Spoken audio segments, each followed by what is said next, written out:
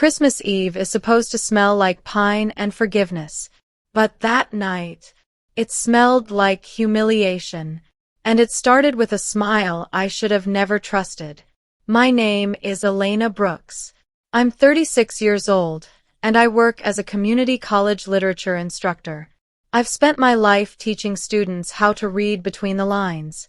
Ironically, I missed every warning sign in my own family. Looking back now, I realize Christmas Eve didn't break us. It revealed us. We were driving from Portsmouth, New Hampshire to Greenwich, Connecticut, a little over 3 hours in winter traffic. Snow flurries kissed the windshield like harmless secrets. My husband Caleb, a 38-year-old civil engineer, hummed softly to an old jazz station while keeping one hand steady on the wheel. In the back seat, my kids were buzzing with Christmas Eve energy. Lily, my 9-year-old, clutched a sketchbook she'd wrapped herself, a gift for her cousin.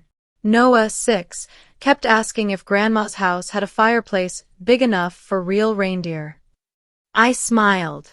I believed in the magic. Still did. Caleb wore his usual thrifted wool coat, the one he loved because it had character. I wore a deep green dress I'd bought on sale months ago and saved just for Christmas Eve. I even curled my hair. Not for compliments. For peace. Because this wasn't just any gathering. It was my mother's Christmas Eve party. And my sister Veronica's stage. Veronica is 41, a luxury real estate broker, and the kind of woman who makes money look like a personality trait. She lives in a gated neighborhood. Marble countertops. Matching pajamas for her family every year. Instagram perfect chaos. Her invitation had arrived 3 weeks earlier. Cream cardstock. Gold lettering. Handwritten note at the bottom. Christmas Eve won't be the same without you. Veronica. I should have noticed the vagueness. I should have noticed there was no heart. But family makes you hopeful. And Christmas Eve makes you reckless. We pulled into my mother's circular driveway just as dusk settled.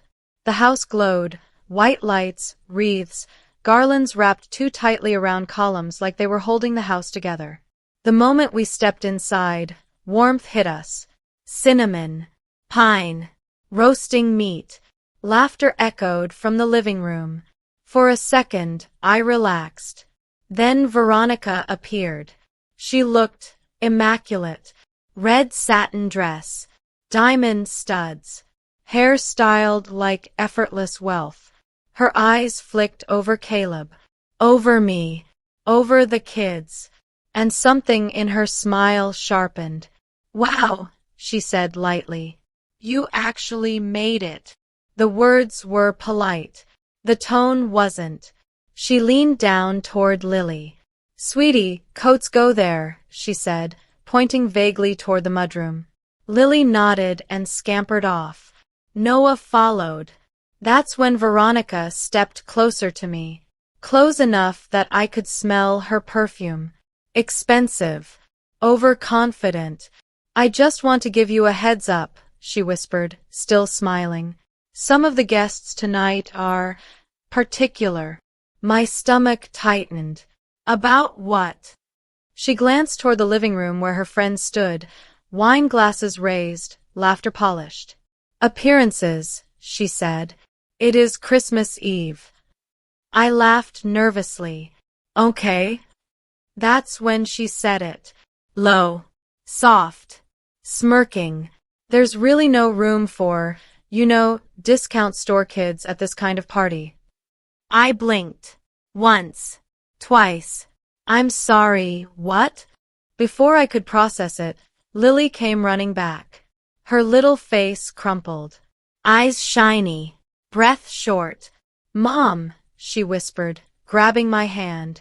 Aunt Veronica said my dress doesn't match the theme, and that I should stay upstairs so I don't embarrass anyone. The room tilted. Christmas music kept playing. People kept laughing.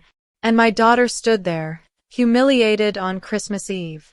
I felt something cold settle in my chest. And in that moment, I made a quiet promise. This wouldn't end the way Veronica thought it would. Hold on, before we get into the real stuff, I want to know, what are you doing at this exact moment while hearing my voice? I love seeing your answers down below in the comments. Because what happened next turned a perfect Christmas Eve into the beginning of a family reckoning. I didn't scream. I didn't cry. I smiled. And that's what should have scared her. Lily's fingers were cold in my hand. She pressed her face into my side, trying to disappear. I knelt in front of her, smoothing her hair, forcing my voice to stay steady. "Sweetheart," I whispered, "go find Daddy and Noah. I'll be there in just a second." She nodded, but before she turned away, she looked up at me with that fragile question children ask without words. Did I do something wrong? That question shattered something inside me. As she walked away, Veronica exhaled dramatically. "Elena, don't make this a thing," she said. "It's just a certain standard tonight." I straightened. Slowly, calmly. "A standard," I repeated. She tilted her head. "You know how it is. Christmas Eve parties like this are curated. And kids are kids. They say things, wear things. I'm just trying to protect the vibe." Protect the vibe. I glanced around. Her friends laughed too loudly. Their children wore matching velvet outfits, stiff smiles, rehearsed manners. Decorations cost more than our monthly grocery bill. Everything was beautiful. Everything was hollow. My mother, Diane, finally noticed the tension. She hurried over, worry etched across her face. "What's going on?" Veronica answered before I could. "Nothing. Just a small misunderstanding." I met my mother's eyes. She told my daughter she didn't belong here. Silence. Christmas music played on. A bell chimed somewhere. A log cracked in the fireplace. Diane sighed. "Veronica, is that true?" Veronica's smile never wavered. "I just suggested Lily might be more comfortable upstairs. It's crowded. Loud. You know how sensitive Elena's kids are." Sensitive. Caleb appeared beside me then. He'd heard enough. His jaw was tight, his hand resting protectively on Noah's shoulder. "What's going on?" he asked quietly. Before I could answer, Noah piped up, confused. "Daddy, are we leaving? Aunt Veronica said we weren't dressed right." That was it. Caleb's eyes flicked to Veronica, then back to me. A silent question. I inhaled. Deep. Measured. "No," I said. "We're not leaving." Veronica raised an eyebrow. "Elena, don't be dramatic. It's Christmas Eve. Let's not ruin it for everyone." I leaned closer to her, lowered my voice. "You already did." Her eyes flashed. For just a second, the mask cracked. That's when she delivered the final blow. "If you can't afford to blend in," she said sweetly, "maybe you should sit this one out. I mean, look at them." She gestured, casually, dismissively, toward my children. Something ancient woke up in me then. Something sharp, protective, unforgiving. I smiled again. "Okay," I said. "We'll sit out." Relief washed over her face too quickly. She turned away, already done with us. But I wasn't done. Not even close. I crouched down to Noah and Lily. "Kids," I said gently, "why don't you go help Grandma in the kitchen?" They hesitated. Lily looked back toward Veronica, then nodded. As soon as they were out of earshot, I turned to my mother. "Did you know about this?" I asked. Diane's eyes darted away. Veronica mentioned something about wanting things to look a certain way tonight. My heart sank. "And you agreed?" She didn't answer. That hurt more than Veronica's cruelty. Caleb squeezed my hand. Elena, he murmured, maybe we should. No, I said softly. I'm staying. Veronica laughed lightly from across the room. Good. Then let's all enjoy the evening. She clinked her glass for attention. Everyone, let's gather for a toast. People circled around her like she was the sun. She lifted her glass. To family, she said, and to traditions, and to knowing when things just don't fit. A few people chuckled. I felt the heat rise up my neck. My hands shook, but my mind, crystal clear. Because that's when I remembered something Veronica didn't know. Something she never bothered to ask. Last spring, I'd quietly taken on a side project. A private tutoring contract. For a family with deep pockets. Very deep pockets. A family that happened to be connected to her biggest client. And suddenly, Christmas Eve wasn't about surviving the night anymore. It was about timing. I took out my phone, scrolled, found the email, and I smiled. Because by the end of this Christmas Eve, Veronica's perfect little world was about to crack. Right in front of everyone. Revenge doesn't always arrive loud. Sometimes, it waits quietly in your inbox. My thumb hovered over the screen. The subject line stared back at me like a secret only I could see. Final decision. Client representation. I locked my phone and slipped it into my clutch. Not yet. Christmas Eve had a rhythm, and I needed to let the night play out. Veronica was in her element now. Floating, laughing, performing generosity like it was a sport. She introduced people using numbers instead of names, square footage, sale prices, neighborhoods whispered like passwords. I watched her from across the room, my back against the wall, my children safely tucked in the kitchen with my mother. Caleb stood beside me, silent but steady. You okay? He asked. I nodded. I will be. He searched my face. He knew that tone. It was the one I used before faculty meetings, before difficult lectures, before truth. Dinner was announced. A long, immaculate table. Place cards with gold calligraphy. Veronica's seating chart, of course. We approached the table and stopped. Our names weren't there. Instead, at the far end, 2 chairs sat awkwardly apart. No cards. No napkins. A message without words. Veronica caught my eye and mouthed, sorry. I pulled out the chairs anyway. Sat down. Helped my kids into their seats when they rejoined us. Lily's feet dangled. Noah swung his legs, oblivious. People stared. Then looked away. Dinner began. The conversation was shallow. Ski trips. Private schools. Renovations. Someone asked Veronica about her biggest listing of the year.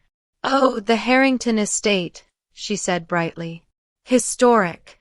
Exclusive. Very selective buyers. My fork paused midair. The Harringtons. I swallowed. Slowly. Mrs. Harrington was the woman I'd been tutoring twice a week. Her teenage son struggled with reading comprehension. Dyslexia. Anxiety. Shame. I'd never judged them. Never leaked their name. Just showed up. Helped. Listened. And apparently, she listened back. Veronica continued. They're considering cutting ties with their current agent, she said, feigning modesty. But I think I've made an impression. I smiled into my napkin. After dinner, gifts were brought out. Mountains of them. Coordinated wrapping. Matching bows. Veronica handed gifts to children. One by one. She skipped Lily. Then Noah. Lily's lip trembled. Mom, she whispered. I stood up. The room quieted. Is there a problem? I asked calmly. Veronica looked surprised. Oh, I thought you said you were sitting out. No, I said. You said they should. A murmur rippled through the room. Veronica flushed. Elena, please.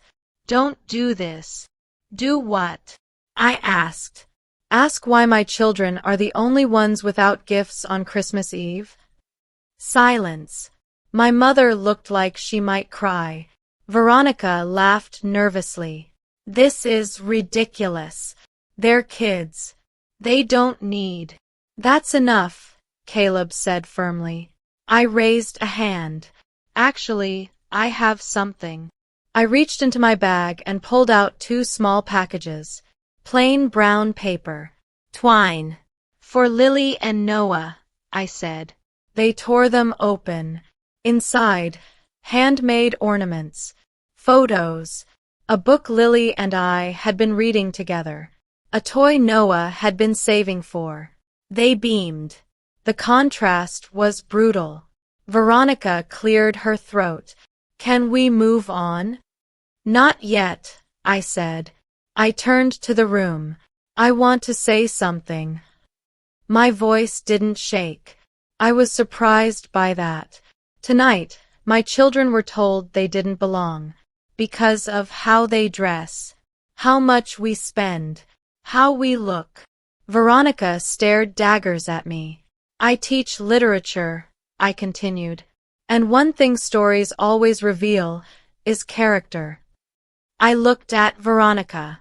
And tonight, I said softly, yours spoke louder than any toast. Gasps. Whispers. Veronica stood. You're being inappropriate. I smiled. Maybe. Then my phone buzzed. Once. Twice. I looked down. Mrs. Harrington, are you at your sister's house? Mrs. Harrington, I just spoke with Veronica. I'm concerned. Mrs. Harrington, call me when you can. I looked up. Veronica's smile was gone. Her phone buzzed too. She glanced at it, froze. For the first time that night, she looked unsure. And I knew. The tide had turned. Christmas Eve has a way of exposing truth, especially when phones start vibrating at the same time. Veronica stared at her screen like it had betrayed her. She turned away slightly, pretending to read, pretending not to care. But I saw it. The tight jaw. The forced inhale. The crack in the porcelain. I didn't rush. Silence can be louder than confrontation. Everything okay? One of her friends asked, syrupy concern masking curiosity. Fine, Veronica said too quickly. Just work. Work. She excused herself and disappeared down the hallway, heels clicking sharply against hardwood. A door shut. My mother looked at me. Elena, what's happening? I took a breath. I think the truth is catching up. Minutes passed. The party tried to recover. Someone turned the music up. Laughter returned, thinner now. People avoided eye contact with me, the woman who disrupted Christmas Eve. Caleb leaned close. Did you plan this? I shook my head. I didn't plan her cruelty. I just didn't forget who I am. That's when Veronica came back. Her face was pale. Smile gone. She held her phone like a weapon. Can I speak to you? She snapped. I nodded. Of course. We stepped into the library, the quietest room in the house. Floor-to-ceiling shelves. Leather chairs. A fireplace crackling low.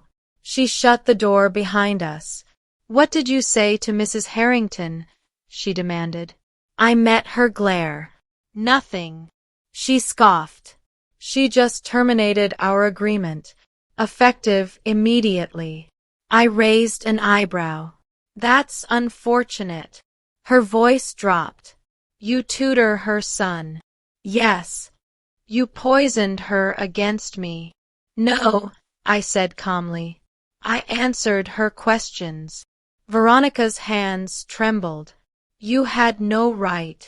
I stepped closer. You had no right to humiliate my children. She laughed. Sharp. Broken. This is business. So is reputation, I replied. Her eyes narrowed. You think you've won? I smiled gently. No. I think you're learning. She leaned in. You've always been jealous of me. There it was. The story she told herself. I was never jealous, I said. I was just quieter. She scoffed. You live in a rental. Drive a 10-year-old car. Shop at bargain stores. And yet, I said softly, I'm not the one losing clients on Christmas Eve. Her face twisted. You did this on purpose. I shook my head. I stayed silent until you spoke. A knock interrupted us. My mother's voice. Girls. Veronica straightened instantly. Mask back on. We're coming. As we re-entered the party, the mood shifted again. People watched Veronica now, not admiring, but assessing. Phones buzzed. Whispers spread. One woman leaned toward another. Did you hear about the Harrington deal? Veronica heard it too. She clinked her glass sharply. Everyone, let's do Secret Santa. Too late. My phone buzzed again. Mrs. Harrington, I don't work with people who humiliate children. Mrs. Harrington, your sister showed me who she is. I didn't respond. I didn't need to. Veronica's business partner arrived late. Mark, mid-50s, expensive suit, sharp eyes. He greeted people, then pulled Veronica aside. Their conversation was tense. Gestures. Shaking heads. Caleb squeezed my hand. This is escalating. Yes, I said, and it's not over. Because revenge isn't about destruction. It's about mirrors. Mark approached me. You're Elena? I nodded. I've heard good things, he said carefully, about your work with families. Thank you. He glanced at Veronica. We'll be reviewing some internal matters. Her face drained of color. I turned away, toward my children. Lily was laughing now, relief in her eyes. Noah showed Grandma his ornament proudly. I crouched down. You okay? I asked them. Lily nodded. Mom, are we in trouble? I smiled. No, sweetheart. Sometimes adults are. Across the room, Veronica watched us. Her expression unreadable. For the first time in years, the power dynamic had shifted. And she felt it. As coats were gathered and goodbyes exchanged, Veronica approached me one last time. This isn't finished, she whispered. I met her gaze. I know. Outside, snow had begun to fall harder. Thick. Quiet. As we walked to the car, my phone buzzed again. A new email. Subject. Formal inquiry. I opened it and realized Christmas Eve was just the beginning. The cold didn't hit me until we stepped outside, and neither did the truth of what I'd just set in motion. Snow crunched beneath our shoes as we walked toward the car. The house behind us glowed warmly, but it felt miles away. Caleb buckled the kids in while I stood there, staring at the email again. Formal inquiry. Those two words carried weight. Everything okay? Caleb asked quietly. I nodded. I think things are finally being seen. The drive home was silent at first. Lily hummed softly. Noah fell asleep, clutching his ornament like a shield. Christmas lights blurred past the windows. Halfway home, my phone rang. Unknown number. I answered. Elena Brooks? A woman asked. Yes. This is Marianne Klein, legal counsel for the Harrington family. My pulse quickened. Okay. I wanted to speak before the holidays pass, she continued. There are concerns about unprofessional conduct involving your sister. I glanced at Caleb. He raised his eyebrows. I didn't initiate anything, I said carefully. We know, Marianne replied. In fact, Mrs. Harrington was impressed by your discretion. I exhaled. There may be further developments, she added. I wanted you to hear it from us first. When the call ended, the car felt heavier. Not with guilt, with inevitability. Caleb reached for my hand. Are you sure you're okay with this? I thought of Lily's face, of Noah's confusion. I didn't choose this, I said, but I won't apologize for protecting them. At home, we tucked the kids into bed. Stockings hung crookedly. The tree blinked softly. Lily hugged me tight. I liked my gift, she whispered. It was the best one. I kissed her hair. So did I. After they slept, I poured 2 mugs of tea. My phone buzzed again. This time, it was my mother. Elena, she said, voice shaky. Veronica's furious. I closed my eyes. I imagine. She says you embarrassed her. I let out a soft laugh. No, she did that herself. Silence. I didn't stop her, my mother admitted. I should have. Yes, I said gently. You should have. That hurt her. I heard it, but truth often does. The next morning, Christmas Day, messages flooded in. Distant relatives, old friends, people who'd been at the party. I didn't know. That was uncomfortable. I'm sorry about the kids. Veronica didn't message. Instead, an article appeared online. Luxury broker under review after client complaints. No names, but enough details. Caleb showed me. That was fast. It was overdue, I replied. By afternoon, Veronica called. I didn't answer. She texted. You ruined me. I stared at the screen, then typed. No. I showed you. Another message came in. We're family. I paused, then replied. So were my kids. Hours passed. Snow fell again. Quiet. Clean. That evening, another email arrived. Partnership suspended pending investigation.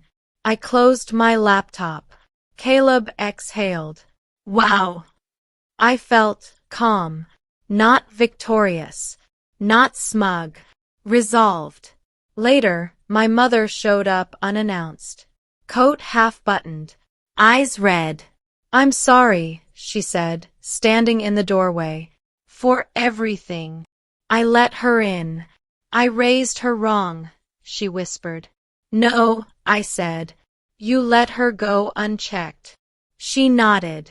Can you forgive her? She asked. I thought about it. Forgiveness, I said slowly, doesn't mean access. That night, as I hung Lily's ornament on the tree, I realized something. Revenge didn't change who Veronica was. It changed who everyone finally saw. And Christmas Eve, it wasn't ruined. It was reclaimed. But there was still one thing left. One final conversation. And it was coming. The last conversation always hurts the most, because it strips away the lies you lived with the longest. It happened 3 days after Christmas. The snow had started to melt, leaving the world quiet and exposed. My phone buzzed with a message I'd been expecting but dreading. Veronica, we need to talk. In person. I stared at the screen for a long moment. Then I typed back. 1 hour. Public place. We met at a small cafe near the river. Neutral ground. No chandeliers. No marble. Just chipped mugs and soft jazz playing from a speaker in the corner. Veronica arrived late. She looked different. No makeup. Hair pulled back. Coat worn at the edges. Still expensive, but tired. She sat across from me without greeting. They suspended me, she said flatly. I stirred my coffee. I know. They're investigating my conduct. My emails. My interactions with clients. I met her eyes. Actions have echoes. She scoffed weakly. You always talked like that. Like you were better. I talked like someone who listens, I replied. Her eyes flashed. You enjoyed this. I shook my head. I hated it. She leaned back, studying me. Then why didn't you stop it? Because stopping it would have meant pretending nothing happened, I said. And my kids deserve better than that. Her jaw tightened. You humiliated me, she said. You humiliated a 9-year-old, I answered. Silence stretched between us. She looked out the window. I didn't think it mattered. That's the problem, I said gently. You never do. Her voice cracked. Just slightly. I worked my whole life for what I have. I know, I said. But you confused success with worth. She laughed bitterly. Easy for you to say. I leaned forward. You think my life is easy? She didn't answer. I work 2 jobs, I continued. I teach during the day, tutor at night. I choose used over new, time over status, because my kids don't need a performance. She swallowed. You always looked at me like I was shallow, she muttered. No, I said. I looked at you like you were scared. That landed. Her shoulders slumped. They might revoke my license. I paused. I'm sorry. She looked up sharply. You are. Yes, I said, because consequences hurt, even when they're earned. She rubbed her temples. Mom says you won't let me see the kids. I didn't say that, I replied. I said you won't disrespect them. She sighed. I don't know how to fix this. I considered her, the sister I grew up with, the girl who used to share sweaters and secrets. You start by apologizing, I said. To Lily. To Noah. Her face twisted. To children. Yes, I said firmly, because they're people. Another long silence. I don't know if I can, she whispered. That told me everything. I stood. Then this is where we stop. She looked panicked. You're just going to walk away? I already did, I said softly. On Christmas Eve. She reached across the table. Stopped herself. I didn't think you'd fight back, she said. I didn't either, I admitted. But motherhood changes you. Outside, the river flowed steadily, unbothered. As I left, she called after me. Elena. I turned. What if I lose everything? I held her gaze. Then maybe you'll finally see what matters. I walked out. That night, I tucked my kids into bed again. Routine. Safe. Whole. Lily looked up at me. Mom. Yes. Are we poor? I smiled sadly. No, sweetheart. We're rich in the ways that count. She nodded, satisfied. As I turned off the light, my phone buzzed one last time. An email. Investigation concluded. I didn't open it yet, because some endings deserve a breath before they're read. The end of a story isn't when the truth is revealed, it's when you decide what you'll carry forward. I opened the email the next morning, early, before the kids woke up, before the world made noise. Subject: Final determination. I read it once, then again. Veronica's license wasn't revoked, but her partnership was dissolved. mandatory ethics training, probation, public record, consequences, not annihilation. I closed the laptop and sat there, hands wrapped around a mug gone cold. Caleb came up behind me, reading my face before I spoke. It's over. It's finished, I said. Not fixed. Just finished. He nodded. How do you feel? I searched for the answer. Lighter. Later that day, my mother called. She's devastated, she said quietly. I know. She wants to apologize. To the kids. That surprised me. Does she? I asked. She does. And she knows it has to be on their terms. I thought of Lily. Of Noah. Of the careful way trust rebuilds, brick by brick. Tell her we'll see, I said. That afternoon, snow fell again. Soft. Forgiving. Lily sat at the table drawing. Noah built a lopsided tower of blocks. Mom, Lily said suddenly, can we invite Aunt Veronica to Christmas next year? I paused. Maybe, I said honestly, if she's kind. Lily nodded. Kind is important. Yes, I said. It really is. A week later, a small package arrived. No return address. Inside, 2 handwritten letters. Uneven handwriting. Careful. Dear Lily, I'm sorry I made you feel small. You are not. I was wrong. Dear Noah, you didn't do anything wrong. I did. I'm learning. No excuses. No explanations. Just accountability. I cried. Quietly. Christmas decorations came down. Life returned to its ordinary rhythm. Teaching. Tutoring. Homework. Dinners. And something else changed. I spoke up more. At work. With family. With myself.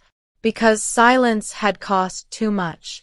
Months later, I ran into Veronica at the grocery store. No glam. No entourage. She smiled, unsure, softer. Hi, she said. Hi. She nodded toward the kids. They look happy. They are. I'm trying, she said. I know, I replied. And for the first time, that was enough. That Christmas Eve taught me something I'll never forget. Revenge doesn't have to be loud. Justice doesn't have to be cruel. And protecting your children is never overreacting.